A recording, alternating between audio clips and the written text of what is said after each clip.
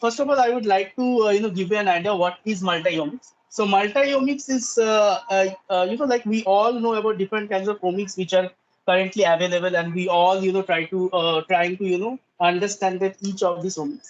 For example, if I just take the primary concepts of the omics, the first is that the genomics, epigenomics, transcriptomics, proteomics, and with the advancement of time, we could see even metabolomics is also popping inside in the multi-omics domain. So multi-omics is nothing but using or combining the layer of information that we generate from each of the omics, trying to interconnect with them in such a way that it helps us to understand better about human biology and disease biology. At the same time, with the advent of the different technology, data analysis field, we have seen a tremendous progress in omics, starting from genomics, transcriptomics, proteomics, which has just started from a very simple technologies like PCR and different kind of 2D gels and gel electrophoresis. It has currently moved into such a dynamic and magnitude arena where we could see high throughput technologies and big data analysis which are coming forward to help us understand these particular omics technologies better. So what is the final goal of putting all this information together? The final goal is to understand what is going on in a disease body or in the complex human body. For example, if we just try to see the different layers of information that we get from each omics, if we try to put all this information together, can we understand human body better? If we can understand the human body better, then how the disease biology or the disease patient is different from a human body? I mean, healthy human body. If this particular part we can understand, then it is very easy for us to identify biomarker, understand the mechanism or the underlying mechanism that is happening in the disease biology. And the third and most important part is that the going towards a treatment and cure, that is the drug discovery. So before understand multi-omics, two very important concepts that are currently moving and coming in the omics field are integrative omics analysis and meta-analysis. So what is integrative omics analysis? Integrative omics analysis is the very first approach that generally multi-omics forums and multi-omics researchers are trying to implement. That is trying to integrate the information we are getting from genomics, epigenomics, transcriptomics, proteomics, metabolomics, and all those kind of omics together to understand a human biology or any species biology. What is meta-analysis? Meta-analysis is something where we try to take the same disease information. For example, India is working with Alzheimer's disease, right? So same way, Canada, USA, Africa, different parts of the world, researchers are working. Same with Alzheimer's disease. But if I want to understand that what is the global marker or the global pathway is there, which is actually present in all these data sets. So for that, what I have to do, we have to take all this information together. We have to identify or we have to understand what is the global level changes are happening. That means the changes that is happening doesn't matter it is in Africa, that doesn't matter it is in Canada, doesn't matter it is in USA, doesn't matter it is in India. But the expression of a particular protein or a particular gene is showing the same trend of regulation in Alzheimer's when we are comparing with the control. So this kind of analysis where we are trying to take data from multiple population from different repositories and trying to understand integrating the informations together are meta-analysis.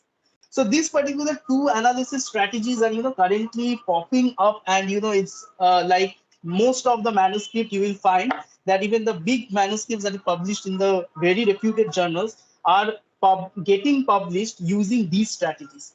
So how these strategies can be implemented, how these strategies can help us understanding the biology, that is the reason why like these particular initiatives has been taken, that to understand that how we can slowly move into that particular direction, where we will understand about these particular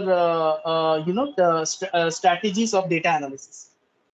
At the same time, I would like to present one particular small case study, which is proteogenomics and metabolomics of GBM. The paper has been published in Cancer Cell from the CPTAC association. And if I just give you a try to show you the right hand side, the particular figure, which is the first one of the primary figure of this manuscript, I hardly believe anybody from you or even a person who has some idea in the data analysis will understand this complex figure, right? I don't believe, even when I looked into the first time this particular figure when I was reading this manuscript, I was completely like puzzled to see such a complex figure. What this figure is actually helping us, how this figure can help us to understand GBM better in regards to multi-omics strategies. So what I have done is that, as generally any complex problems when we try to solve in bits and pieces, right? So I try to solve this particular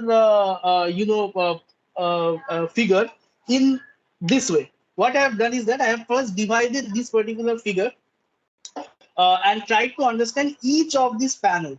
For example, the first panel is the summary of the dataset generated. That means what are the datasets that has been generated, how many patients are there in each of the omics technology. Second is that the overview of the significant altered gene. That means, for example, as you can see, EGFR, P10, TP53, NF1, these kind of gene, what is their expression in and what is the mutation in the genomics level. Then they have tried to put this panel. The third panel is the subtypes and the sample related information. The fourth panel is the DNA methylation. The fifth panel is the transcriptomics data, mRNA and the RNA sequencing data. Sixth panel is the proteomics and the PTM. That means the global proteomics data and the phosphorylation, acetylation, these particular. Fifth is the metabolomics data. Sixth is the metabolomics data, and the final is the pathway analysis. So if I try to understand each of these sections, you can understand that each of these sections are actually separated. That means the first information is clinical information, second is genomics, then transcriptomics, then proteomics, then phosphoproteomics, then protein acetylations, then metabolomics. All this information has been generated from using different technologies, but has been integrated together, where the power of integration and multi-omics is actually playing a role. If you ask me, is it difficult for us to replicate this kind of study? If I talk regarding the kind of instrumentation, the kind of data analysis skills and everything has been integrated in these kind of studies, it's not will be not very difficult for us for India to replicate these kind of studies and help understanding the diseases. It's just that we have to understand that how this data has been generated and how we can analyze this kind of data. Second most important thing I would like to tell is that to interconnect or to connect each of this layer of information one after another, it is first very important to understand each of these layers.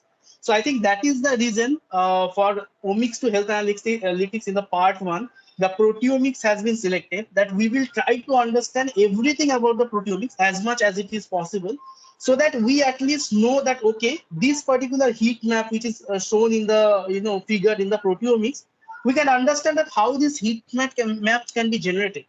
At least one layer we will able to understand, and with time I am pretty sure that all these 7 layers will understand. Once we understand all these 7 layers, integrating and connecting all these layers with each other will not be difficult. So I believe that we should go step by step to understand each layer, then connecting the layers, and finally presenting these kind of figures, which helps us to understand human biology or human disease biology. Now, I would like to give you all some idea that I have worked in my PhD thesis, that how integrated omics analysis helps in understanding meningioma. So first of all, meningioma is a primary brain tumors that happens mostly the grade 1 meningiomas or something, low grade meningioma, which are pretty much prevalent. But there are cases, and the upsurge in the high grade meningioma cases, especially for the grade 2 and grade 3. And the most important part or the clinical relevance part that I would like to showcase is that with time from 2022 37 thousand cases has been recorded. So that means despite this particular tumor is a low grade benign tumor, but it is increasing, and the upsurge has also been seen in the high grade meningioma. So lot of studies are happening, as I told, like almost 20 to 25 omics studies has happened in meningioma, but there are hardly studies which has tried to integrate information. And as a data analysis, personally I believe that if we can integrate information with each other, taking information from multiple data sets, and if I try to integrate, find the common trend that is happening in multiple data sets, that is where we can identify global biomarkers. Otherwise, the markers or the biomarkers that is getting identified, which will always be staying in a particular continent or a particular country or a particular subtypes of population. It will never move to a particular in a platform where a panel of 5 proteins can help in diagnosis or helps in prognosis of the meningioma. So there only it comes the meta analysis and the integrated omics analysis. So what I have done is that I have, first of all, I have tried to take all the data sets that is currently available in the proteome exchange or omics DI. So omics DI and proteome exchange are nothing but these are all global data repositories where all the data of proteomics data, transcriptomics data, and metabolomics data, these kind of data are getting uploaded from different parts of the world. So what is the reason of using a data set which generally people are uploading? The answer is same, that I'm trying to find that particular marker, particular global biomarker, which can be taken forward for understanding the commonalities between these particular data sets and understand the disease better. So as you can see, this is a just schematic outline that which of the data sets I have taken. Now what I have done in the next part, I have tried to understand what are the commonalities are there in this particular data set. So taking two proteomics data, I have first tried to understand that what are the common proteins which are showing the same trend in regards to the protein expression. So as you can see that I have found at least a series of few like a number of proteins which are showing same trend. Now the next part is coming, whether we can identify these kind of proteins even in the transcriptomics data, because in proteomics data, despite it is from the two different studies, I could see a commonalities. But whether the same thing can I see in the transcriptomics data? So for that particular thing, I have added one more layer of information, as as you can see in the right hand side, that is the GAC 43290 is a transcriptomics data set. So all these three data set I have tried to connect to understand the commonalities, and a list of almost 68 proteins we have found that are actually it's better to tell 68 markers. The reason is that it includes both proteins and genes, because I have taken protein from the proteomics data and the gene from the transcriptomics data. So a 68 list of 68 markers I have got, which has been found to be common in these particular analysis. So if you just ask me that how much data I have generated, actually, if you see this particular slide, I have not generated any data till now. I have only taken data from different repositories, and I have tried to analyze the data together, try to understand the data together, that how this particular data will look like, and try to found the commonalities in the data set. So that is the only thing that I have done till now. Okay. Now moving to the next part is that a step towards the validation of the disease marker. So whatever disease markers that I have got, I have tried to validate all these markers together using the targeted proteomics, because all these markers, whatever I have got, these markers are from the in silico analysis. And as a biologist, despite I am find myself in the good towards the data analysis, but still as I am working in a biology lab, my guide will always emphasis on validating these particular findings. So for that, we have taken 26 high-grade meningioma, 31 low-grade meningioma, 10 controls. So how we are getting this healthy control? So these are post-mortem healthy controls that we are getting from the NIHANS, and these are the controls from the as meningioma arises from the meninges. So these are meninges control. And we have also added 5 glioma. So these glioma are, a kind of a aggressive brain tumor. So we have kept it to understand whether the list of, tumor markers that we have got, whether it can also help in segregating meningioma and glioma. So the list of proteins, whatever we have got, finally we have tried to, recruit new patients, try to understand, whether the particular expression that we are getting are holding even true in a new Indian cohort of samples. And I will not be able to show the name of the proteins because still we are in the process of patenting those list of proteins. But the thing is that we have found a list of 15 protein markers, which you can see in the right hand side, which have the capabilities of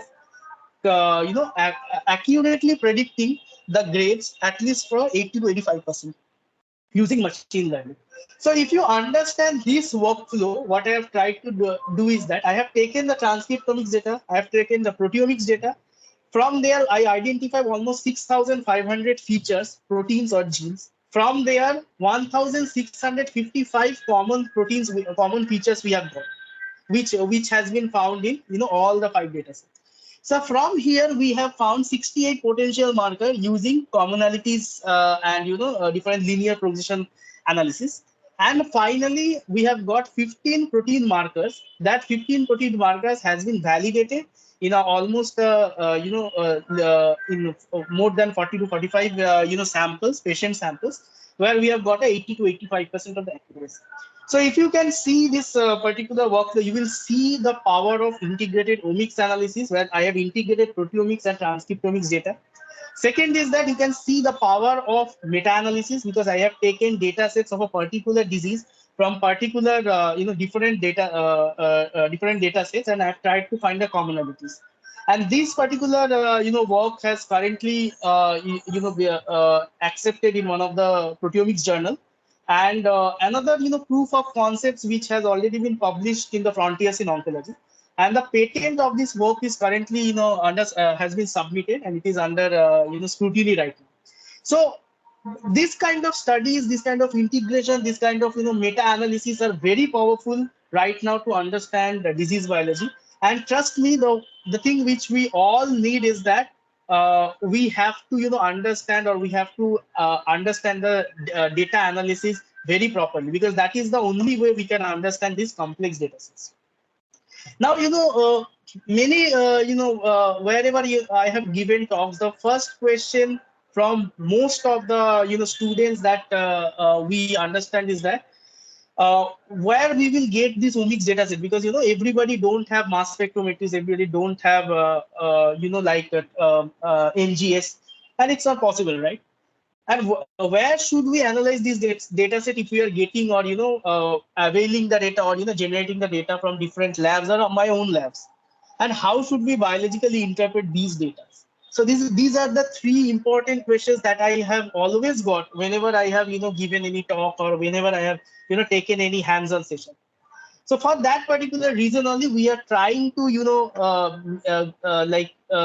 interact with you and trying to give you an idea that from where you guys will get all this information. So as I could see that I have only 4-5 minutes left, but still I will try to take 5 minutes more to give you an idea that where we can get all this information. So the first one is that the omics DI. So for example, many students, many participants are there who will not have their own data, but not an issue. We can get the data which are published already, and there is no harm in downloading a published data, analyzing it in our own way, and trying to interpret. There is no harm in taking multiple data sets from a particular disease uploaded over here, and trying to understand what is the commonalities between the these particular disease. I have done that in my thesis, and I have seen, and I have published papers that can show that how much powerful these particular strategies are. So I will just go to Omics DI. I will request any one of the speakers if they have the link. Yeah, if you can just put in the Teams chat and in the WhatsApp group also, so that student can just go like walk through with me. So if you go to the omicsdi.org, you will see that first of all, the magnitude of data that is present here, you can see that it's huge and it's increasing. So if you see the total number of data sets that is currently present is actually terabytes data are available. So when so much data is already available in the data sets, why do generate more data? Why don't we start analyzing, reanalyzing those data, understand, or try to make sure that what information that we can get from the after doing some commonalities analysis. At the same time, like my co-guide always tells, that doesn't matter how much data analysis you do, these complex data sets always leave some interpretation, leave some hint behind. So it's always a good idea to go and try to reanalyze those data and understand the data in our own way. So if you have reached to this particular state, just go and search meningioma or any disease, whatever you want to search in the search bar, and just click into the search, and you will see that the series of data sets is available. At least for meningioma, I could see 976 results are available. For genomics, around 129 data set, transcriptomics 43. Multi-omics is something where it includes both genomics, transcriptomics, or at least two omics together. Proteomics 34, and there are other informations also available. For human, at least 178 data sets are available. So you can understand that so many data sets are already available in the repositories, which we can just simply download and we can analyze. How to analyze this data? Some of the I gave you some repository that you can now, at least you will not feel that we don't have data. We have lot of data available. Even if you don't generate data, still we have huge amount of data available. So you have right now data with you. Now how to analyze this data? After downloading the data, the analysis of this data could be done in the different softwares that those are also free softwares. We generally don't promote any software which are licensed software, or for which you have to pay some money. And after doing the analysis where you get the the expression value or the intensity value, there are n number of softwares are available where you can just input those particular file, and you can try to integrate the information together. One of the analysis, or the one of the software I am just showing, which is expression analyst under network analyst. So this particular analyst can help you add layers of information, layers of data set together to understand the commonalities. Right now, this I think in today's hands-on session we will show metabo analysis. In metabo analysis, you can analyze proteomics data, you can analyze metabolomics data. So already, if you have a proteomics data and metabolomics data downloaded from a repository, or you have your own generated data, even metabo analysis, which is a very user-friendly software, we promote, because the reason is that it don't require any downloading of the software. It's a GUI interface. I mean, it's a web-based software, and at the same time, it will requires no license, nothing, and you can just import the data and you can download. Try to understand these particular analysis. Now, if the next question is coming, okay, fine, we analyze the data, we have the differential express protein, differential express gene, then how to interpret biologically? Because these are huge data sets. It's not Western blot that there is only one protein that we are trying to understand, which is overexpressed or underexpressed. There are at least 300, 400 differentially expressed genes. For that also, there is Reactome, which is a very easy software. When if you go to the, instead of analysis only the gene list, go to the analyze gene expression, use camera, and if you select continue, and you will see there are series of options are available, whether you want to analyze the microarray data, whether you want to analyze the RNA sequencing data, whether you want to analyze the proteomics data, whether you want to analyze different kind of spectral counts. All these information are available. So that is the goal of these particular talk. I could give a lot of very complex analysis pipeline, but I believe that currently we need to start from very simple concept and from scratch. If the concepts and the the initial layers of multi-omics are clear to us, I don't believe that there will be any issue even for us to make some like publish this kind of manuscript we generally the CPTAC consortium and the the TCJ consortium publish. Okay, so I think I have exceeded 5 minutes, but I will try to take the discussion session, and I would request the organizing team to just see that how many questions are there, or if students want to ask questions.